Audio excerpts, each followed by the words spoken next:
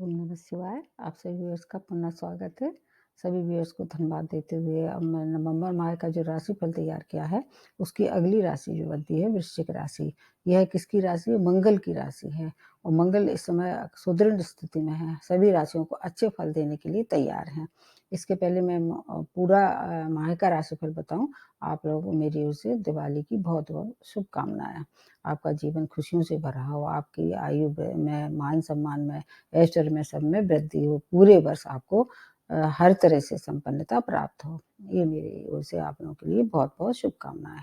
अब वृश्चिक राशि जैसे मैंने बताया, इसके स्वामी राशि मंगल हैं जो तुला राशि में चल रहे हैं, आपके 12th भाव में चल रहे हैं। वहाँ इनके साथ सूर्य और बुध की भी युति बनी हुई है, तो सूर्य बुध की जो एक मतलब एक राजयोग बनता है जिसको कहते हैं बुध आदित्य योग।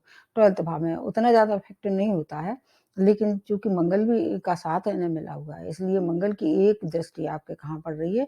6 भाव पे, और सूर्य की एक उच्च दृष्टि भी 6 भाव पे पड़ रही है, उसका लाभ आपको मिलेगा। तो इस तरह से कुछ मायने में आपको फ़ायदे होंगे और कुछ थोड़ा-सा धैर्य रखना पड़ेगा, क्योंकि इस महीने जो है वो कुछ बड़े जो ग्रह हैं जैसे कि बृहस्पति अपनी राशि बदलने वाले हैं। बृहस्पति 18 अक्टूबर से मार्गी हो गए हैं, लेकिन क्या है कि अभी मार्गी होने के साथ-साथ आपके 3rd भाव में नीच भंग राजयोग का निर्माण कर रहे हैं। नीच भंग किसके साथ बना कर रहे हैं? ये शनि के साथ कर रहे हैं। शनि मकर राशि में है और वहाँ इनके साथ बृहस्पति भी हैं। 3rd भाव शनि के लिए तो अच्छा है, कारक भाव है, लेकिन बृहस्पति के लिए उतना ज़्यादा कारक नहीं है। जैसे ही ये 20 नवंबर के बाद अपनी राशि बदल के कुंभ राशि में आपके 4th भाव में आ जाएँगे, तो आपको ज़्यादा शुभता प्राप्त होगी।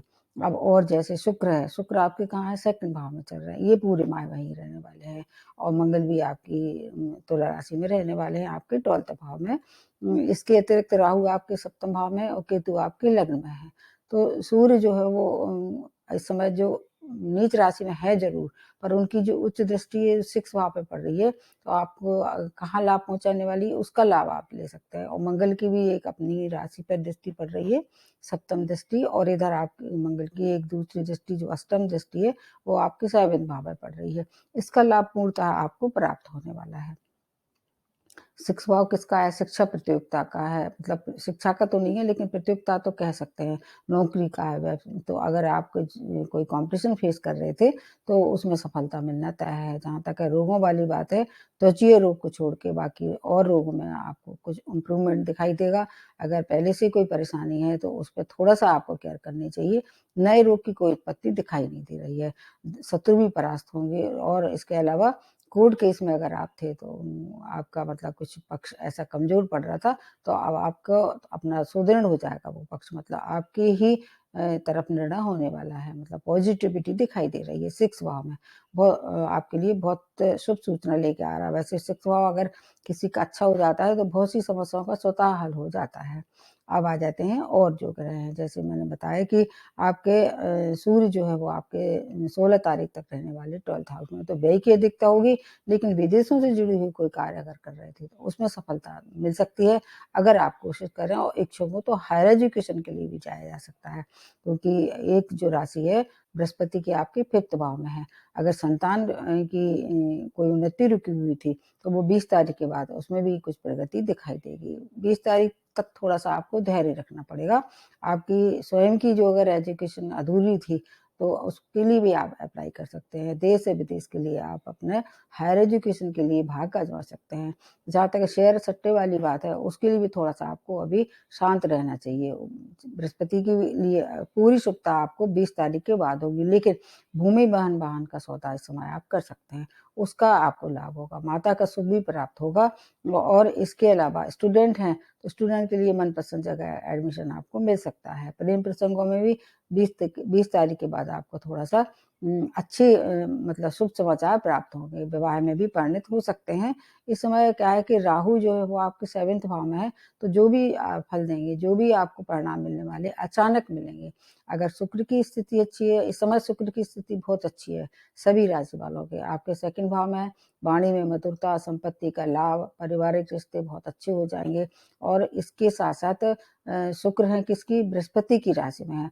इसलिए इसको अगर ऐसे मिला के देखें, तो शुक्र और बृहस्पति दोनों तो मित्र नहीं है, लेकिन जैसे ही बृहस्पति अच्छी पोजीशन में आ जाएंगे तो आपको अगर आप अविवाहित थे तो विवाह के लिए भी आप कोशिश कर सकते हैं, विवाह बंधन में बंध सकते हैं। प्रेम प्रसंग में थे तो प्रेम प्रसंग भी आपके विवाह में परिणित हो सकता है। संतान की तरफ से कोई परेशानी थी, उस समस्या का भी कुछ न कुछ समाधान होगा।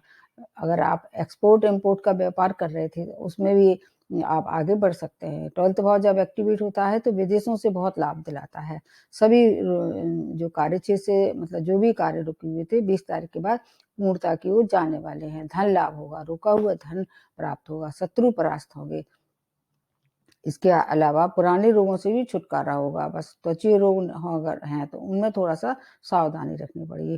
कोर्ट केस में आपकी तरफ फैसला होने वाला है। जैसे मैंने प्रारंभ में बताया, शनि जो है वो आपको हर तरह से लाभ पहुँचाएँगे और 20 तारीख के बाद थोड़ा-सा आपको धैर्य रखना पड़ेगा। फिर बृहस्पति की शुभता जो अब तक नहीं मिल पा रही थी, क्योंकि थर्ड भाव उनका कारक भाव नहीं है, वो भी आपको प्राप्त होगी। और सूर्य जो 16 तारीख से जैसे ही अपनी राशि बदल लेंगे, फिर आपके लग्न भाव में आ जाएँगे, तो क्रोध पे थोड़ा-सा कंट्रोल करना चाहिए और अपने जीवन साथी से ना तो क्रोध करें, उनकी हेल्थ भी केयर करें। बिज़नेस पार्टनर से भी आपको संबंध मधुर बनाना पड़ेंगे, क्योंकि केतु क्या है, आपकी ही राशि में आएँगे, तो आपके नेचर में क्या है, क्रोध की मात्रा ये बढ़ा देंगे।